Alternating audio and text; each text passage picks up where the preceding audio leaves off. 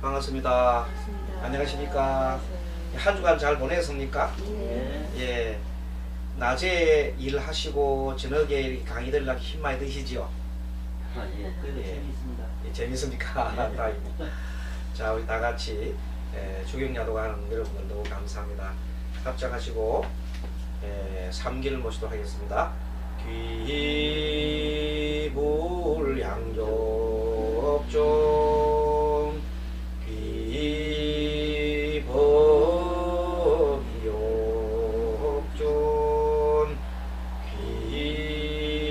귀성충중종.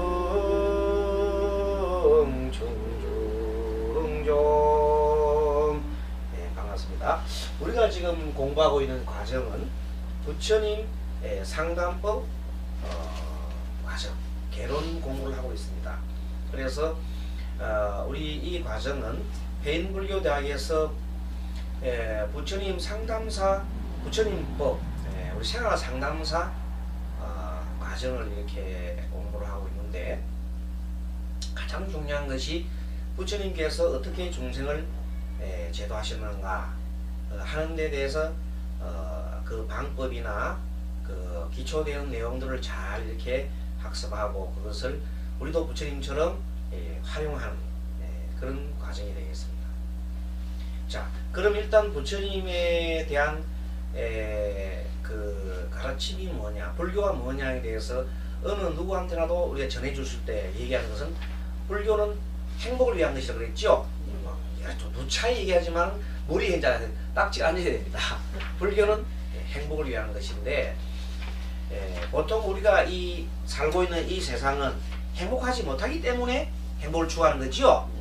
지금 우리가 살고 있는 이 현실을 우리가 보통 보고 고해의 바다라 그래요. 고해, 정말로 고해의 바다예요. 그것을 단적으로 말하는 말은, 현재 이 불교는 뜬구름 잡는 얘기가 아니라 우리 현실에 있는 겁니다.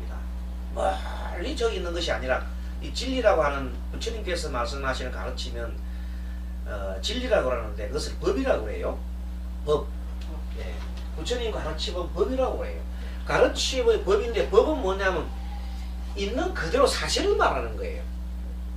뭐 지휘된 게 아니고 있는 그대로 사실을 그대로 여실히 보는 것, 그것이 법이라는 겁니다. 자, 그러면 있는 그대로 사실은 현재 상태를 그대로 보는 거예요. 우리 살고 있는 상태를 그대로 보면은, 보통 우리가 살고 있는 이 생명체가 가지고 있는 건 생로병사를 하지요. 그걸 그대로 바라보는 거예요. 생로병사.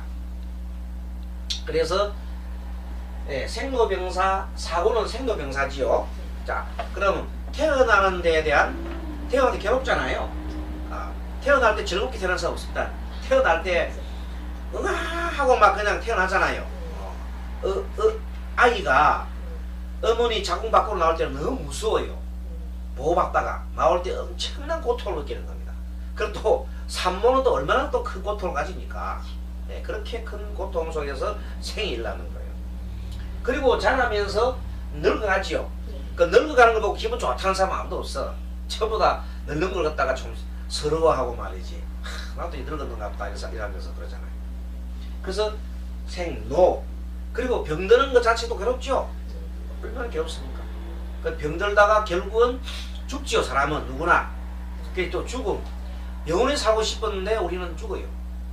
괴롭잖아요. 그것이 괴로운 거예요. 그래서 생로병사가 괴롭고, 그 다음에 팔구람 여기다 4가지 더 다는데, 우리가 사랑하는 사람을 떠나야 할 고통이 참 큽니다. 부모를 떠나보내고, 또 이별의 고통을 하고, 자식을 먼저 보내고, 하여튼 모든 우리 이별은 참으로 정말로 고통스럽습니다. 그리고 이별의 고통을 우리가 애별리라고 해요. 애별리고, 따라 애별리고. 사랑하는 사람을 떠나보내야 하는 고통. 두 번째는 미워하는 사람을 자꾸 만나야 하는 것도 참 고통입니다. 정말 미운데 계속 만나야 됩니다. 어쩔 수 없이 만나야 됩니다. 그것을 원정해고라고 합니다. 세 번째는 구하는데 없어요. 돈이요. 애인이 필요한데 애인이 없고 뭐 또 뭐 부족한 게 너무 많아요. 필요한데. 그래서 구하고자 해도 구하지 못하는 고통. 그것을 구부득고라고 합니다. 다 우리 배운 내용입니다.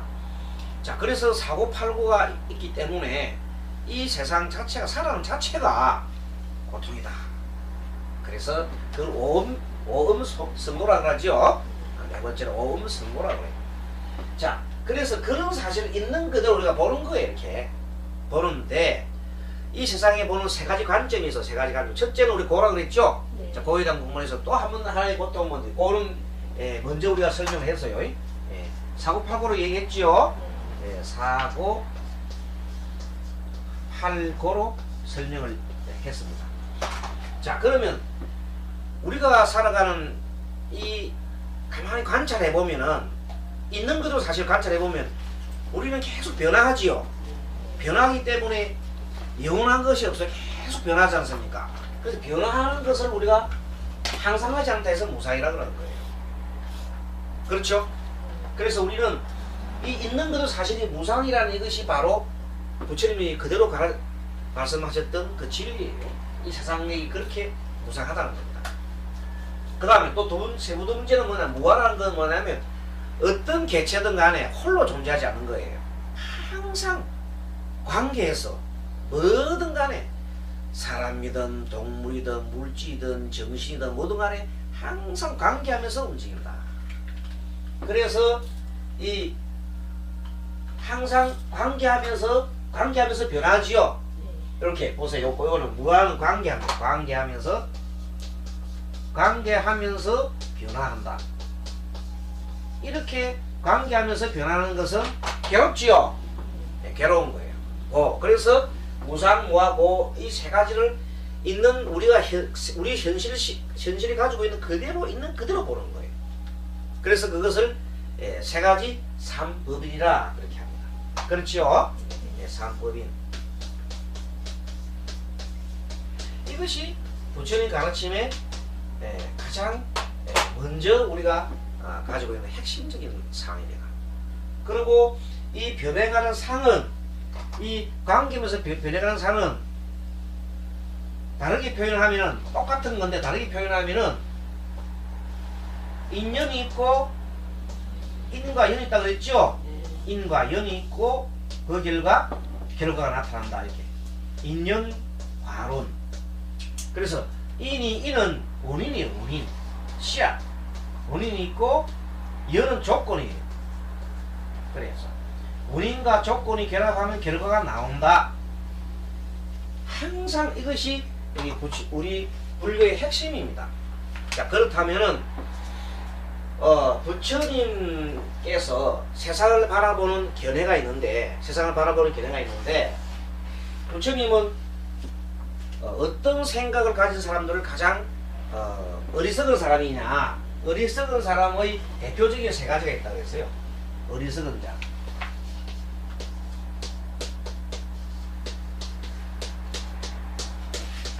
어리석은 자가 세 가지가 있는데, 첫째는 뭐냐면은 모든 이 세상의 모든 것은 신의 뜻으로 결정이 된다. 모든 것 신의 뜻으로 결정된다고 하는 그런 어리석은 자들이 있다고 그랬어요. 그것을 우리가 신의론이라고 합니다. 신의론. 이 신의론에 의하면 부처님께서 말씀하시기를 만약에 신의론이 맞다고 한다면은 모든 뜻이 신의 뜻이기 때문에 우리가 사람을 죽이는 일 있잖아요. 그 다음에 또 살생하고 그 다음에 도둑질하고 음행하고 모든 나쁜 것들도 다 신의 뜻이 되게 됩니다. 안 되지요? 그것은 말이 안 되는 소리예요. 그래서 사실은 우리는 악한 행위를 하지 않고 옛날부터 항상 선한 행위를 하고 살아라고 이렇게 가르치고 있잖아요.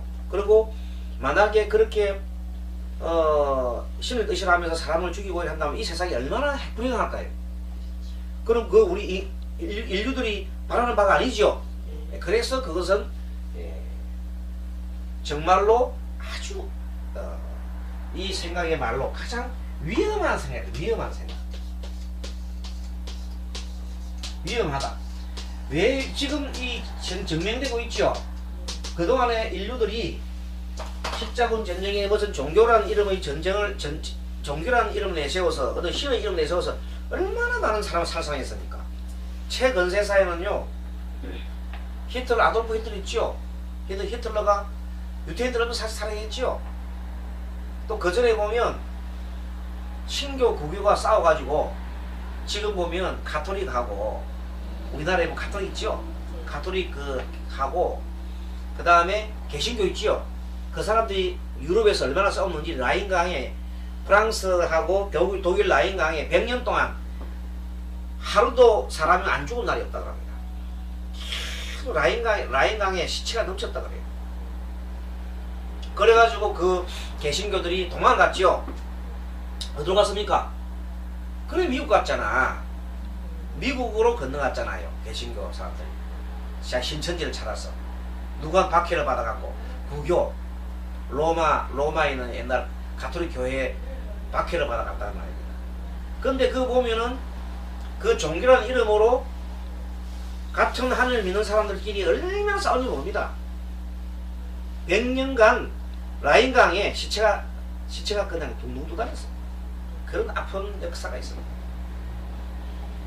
자, 그런 사람들도 보면 전부 다 자기가 시더 이름으로 그랬다 이 말입니다. 둘 다. 그러니까 자기 필요한 쪽으로 이용해 먹은 거지. 지금도 십자군 전쟁이나 이슬람과 아랍과의 전쟁도 마찬가지예요. 똑같아요. 그게 뭐냐면 누가 이렇게 신학자가 이렇게 정의해서 누가 신학자가 있습니다. 자, 신이란 있는가 이렇게 물었습니다. 그랬더니 그 신학자 하는 말이 우리나라의 유명한 신학자예요. 신은 있다고 생각하는 사람한테는 있다고 생각하는 사람이 있는데 신이 없다고 생각하는 사람한테는 없다 그랬어요. 그건 무슨 소리요? 그거는 뭐냐, 사람의 마음으로 신이 있다 없다 정했다는 겁니다. 무슨 말 알겠죠? 그 마음으로 내가 신이 있다, 또 마음으로 신이 없다 이렇게 서로가 믿는 거잖아요.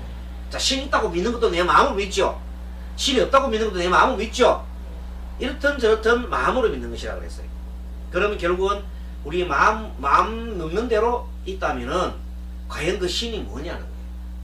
우리가 생각했던 신이라는 것은 우리 마음속에 영원히 살고 싶은 욕망에서 만들어진 게 신이 아닐까요? 이렇게 신학자들이 얘기합니다. 그 사람은 신학자라 해서 신학자가 아니라 종교학자. 비교 종교학자가 그래 얘기했습니다. 그런 사람은 들어보면, 기독교인 들어보면 돌팔매질 하겠죠. 마음 따윈 소리 하지 말라고 했겠죠. 그러나 그 사람이 실지 말하면 진리를 깨뜨려보는 사람이에요. 거의 사실 있는 그대로 사실을 얘기한 사람이에요. 비교 종교학자인 우리나라 유명한 교수가 그렇게 얘기했어요. 너무나 참 표현을 잘했더라고요. 이해하시겠습니까? 네. 신이 있다고 믿는 사람한테는 있어 보인다. 신이 없다고 생각하는 사람한테는 없는 것이다. 그래서 어쨌든 그것은 무슨 문제냐면 내 마음 문제라는 뜻이에요. 그래서 신의로는 자칫 잘못하면 이것이 너무 위험합니다. 신이라는 이름으로 너무나 많은 사람을 죽이고 살상하고 할 위험이 있기 때문에 그렇습니다. 지금도 우리나라에 보면 요즘은 좀 덜합니다만 그리 보면 계속 불신자가 다니지요. 지금도 아마 있습니다. 그런 사람들이 무리가 너무 많습니다. 이제는 좀 그런 거 보면 약간 뭐 식상은 합니까? 식상하던데 그런 걸 보면 이제는 그 애들도 좀 깨어나야 됩니다. 자, 신의로는 그런 거다. 자, 숙명론은 뭐냐면 이것도 참 무서운 이 생각인데 이미 딱 운이 딱 정해져 있다 보는 거예요. 명이 딱 정해져 있다. 명과 운이 운명이죠. 운과 명이 딱 정해져 있다. 정해져 있다. 그래서 이걸 고칠 수가 없다 이렇게 보는 거예요. 이것이 또 하나의 큰 문제라는 겁니다. 자, 부처님께서 이 업을 인정하셨습니다. 업을 인정하지 않는 게 아니라 이 부처님께서 업을 인정해서 업이라는 것은 사람이 한 행동이죠. 행동의 결과를 인정했는데 이 결과 선업을 쌓으면은 선한 가보를 받고 악업을 쌓으면 악한 가보를 받는 건 맞는데, 그러면 중간에 내가 악한 거를 가보를 악한 일을 해서 받았는데 지금 계속해서 내가 악한 일을 좋은 일을 하게 되면 어떻게 되느냐 이거예요. 그래도 계속 악한 가보를 받아야 되느냐는 거예요. 그건 아니다라고 그랬어요. 현재 악한 가보를 받는 것은 내가 악한 마음 때문에 받는 거죠. 악한 마음을 없애고 정말 선한 마음을 가지고 진실로 많은 사람을 위해서 이렇게 노력한다면은 앞에 있는 악의 업보이지 업보, 이 업보가 상쇄돼 버려요. 상쇄되고 많이 못 잊는 거예요. 또 반대로 내가 전생에 선업을 많이 지어서 근데 금생에 갖고 나쁘지만 골라가 해서 그러면 그 사람은 계속 선한 가보를 받느냐? 그건 아니에요. 악한 가보를 받기 때문에 금생에도 악한 일로 가보를 받을 수 있죠. 그래서 뭔가 하면 부처님께서는 결국은 미래가 정해져 있다, 정해져 있지 않다. 미래는 정해지지 않다 그랬어요. 미래는 정해져 있지 않다 이렇게 정의했어요. 부처님께서는 미래는 정해져 있지 않다.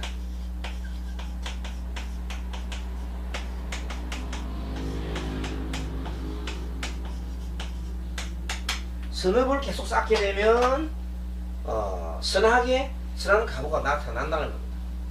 비록 악업을 지어서 내가 그런 게 있지만, 그러나 그 악업의 가보를 전혀 안 받는 건 아닙니다. 받기는 받되 내가 너무나 선한 일을 많이 하게 되면 그럼 많이 감해진다는 거예요. 알겠죠? 네, 그래서 이 운명은